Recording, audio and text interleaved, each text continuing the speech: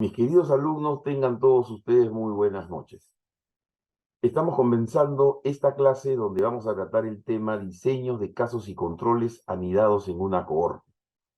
Este estudio de casos y controles y diseño de casos y controles anidados en una cohorte viene a complementar el estudio de casos y controles que vimos en el video anterior, al que hoy día vamos a llamar casos y controles puros o casos y controles clásicos. ¿Cuál es la característica y por ende la diferencia del anidado, con el puro tradicional? En el puro tradicional, por ejemplo, yo iba a estudiar la enfermedad periodontal asociada al parto prematuro. Entonces, yo no sé cuántos partos prematuros habrán habido, pero yo escojo, según mi tamaño muestral, me salen 40 o 50 que tengo que escoger. Y escojo 40 o 50. Y escojo 40 o 50 controles que también los voy a sacar de la misma población. Entonces, estudio 40 contra 40 o 50 contra 50. Pero no sé si esos partos prematuros, o mejor dicho, con esos partos prematuros yo no puedo determinar la incidencia, porque yo no sé cuántos han sido en total, ni sé cuál es la población total de los que están sometidas al estudio. En este estudio sí me va a permitir saber la incidencia. Entonces veamos cómo se plantea. Se plantea así, que yo tengo una cohorte y de esa cohorte va a pasar el tiempo, se va a producir el efecto, y entonces a partir de allí yo voy a tener un grupo que tiene el efecto y otro grupo que no tiene el efecto. Con ese grupo que sí tiene el efecto, conozco el número y conozco la cohorte, el total, yo establezco mi porcentaje y detecto la incidencia.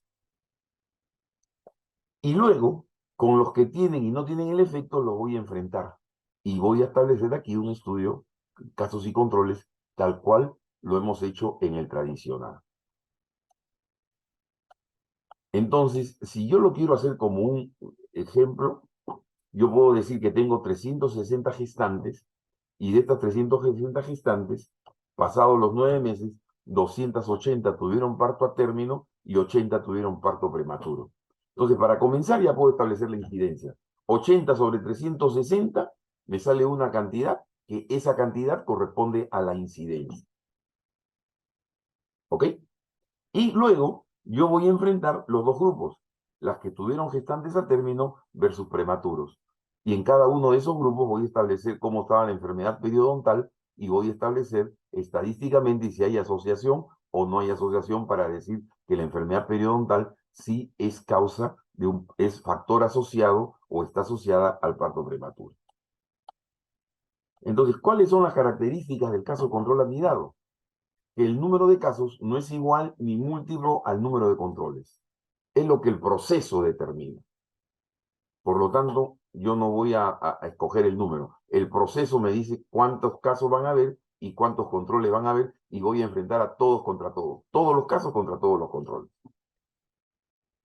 Puedo determinar la incidencia del efecto en la corte, y ya lo vimos.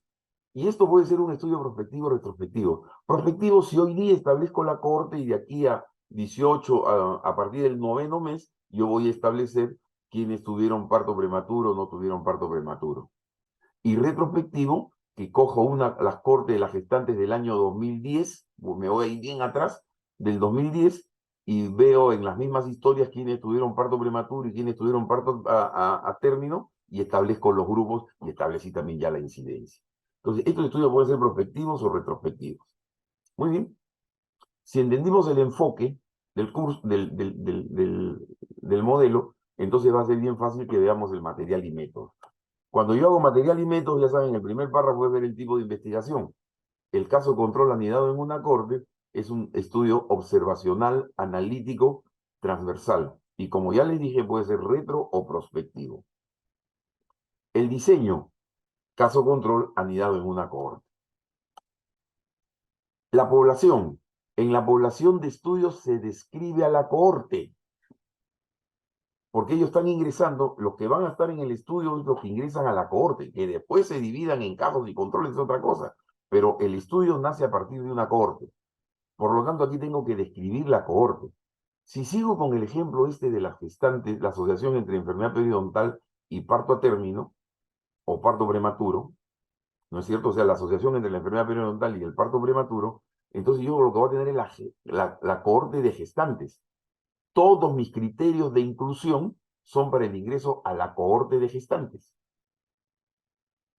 Si tienen periodontitis o no tienen periodontitis, yo no sé. Si van a hacer parto prematuro, parto a término, yo no sé. Mi cohorte es de gestantes. Y solamente el tiempo me va a decir quién hizo parto prematuro, quién no hizo parto prematuro, y con el tiempo yo voy a evaluar la enfermedad periodontal.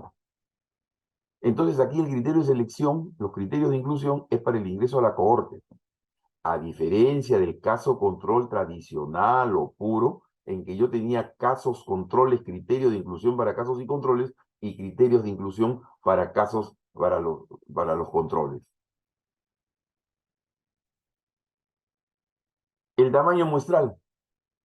En el caso de control tradicional había una fórmula complicadísima, que presentamos el FISTERRA, cómo se debería, cómo se manejan en la red los cálculos online. Aquí la fórmula es para determinar una cohorte, y esa es la de los estudios descriptivos. Ahí tienen las dos fórmulas. La fórmula para muestra infinita cuando yo no sé cuál es el número total de la cohorte, o para población finita cuando sí conozco el número total de la cohorte.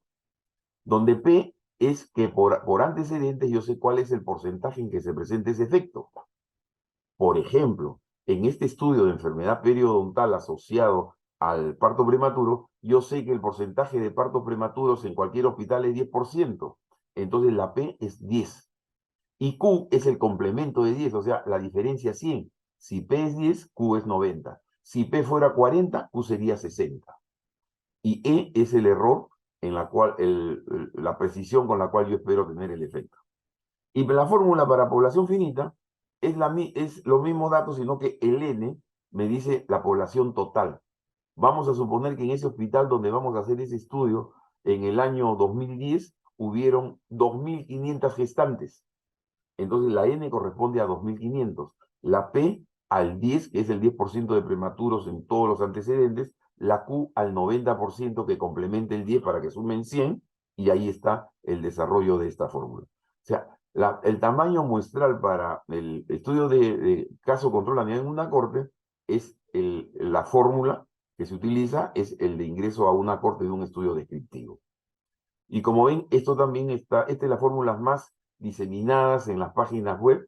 Entren ustedes a cálculo online para determinación de muestra y la que más va a salir es estas dos que les estoy presentando, así que no vamos a hacer mayores detalles en el asunto.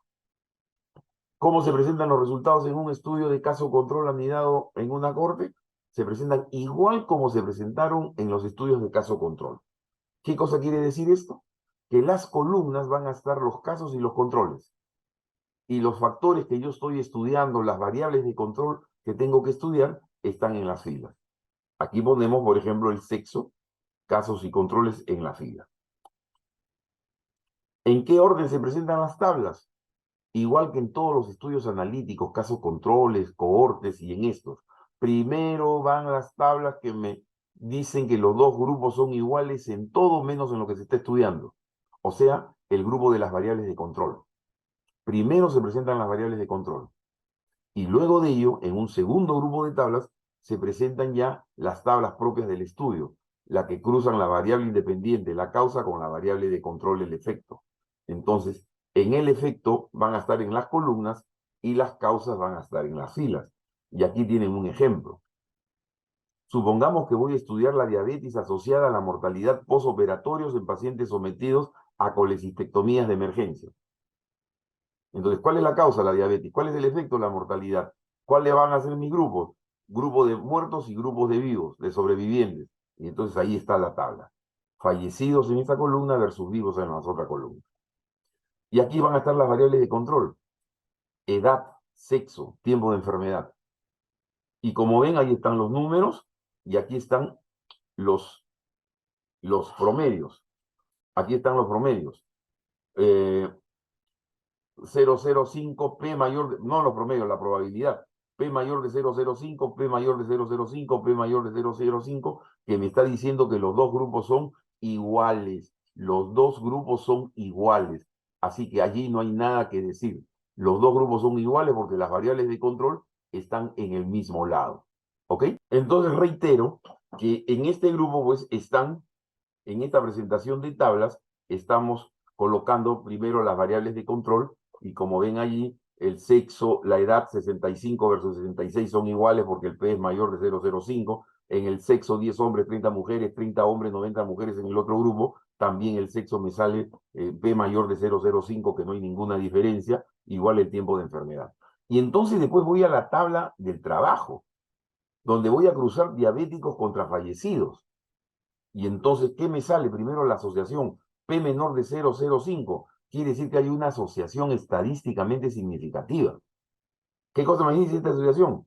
Que los diabéticos está asociado a los fallecidos. Por lo tanto, el diabético está asociado a la mortalidad en los pacientes que se operan de colecistectomía de emergencia. Pero al igual que en los casos controles, tenemos que determinar la intensidad de la asociación. Y ahí está el odds ratio. El odds ratio es la multiplicación cruzada, 20 por 90 sobre 30 por 10, que en este caso me sale 6, que me está diciendo que el ser diabético en una operación de colecistectomía de emergencia me va a significar tener 6 veces más posibilidades de morir que uno que no es diabético. Eso es lo que se lee en esta tabla y así se presentan los datos en un estudio de caso control. Por lo tanto, aquí hemos señalado las características del estudio de la asociación del estudio de caso control anidado en una cohorte. Diferente del caso control tradicional, porque los datos, los grupos los voy a formar a partir de una cohorte en el número que el proceso me da. A diferencia del caso control puro tradicional que yo sacaba los números. Con este caso yo puedo obtener la incidencia. Entonces, para todos aquellos alumnos que van a estudiar factores asociados e incidencia de algún efecto, el trabajo que le corresponde es caso control anidado en una cohorte. Será hasta la próxima. Muchas gracias por su atención.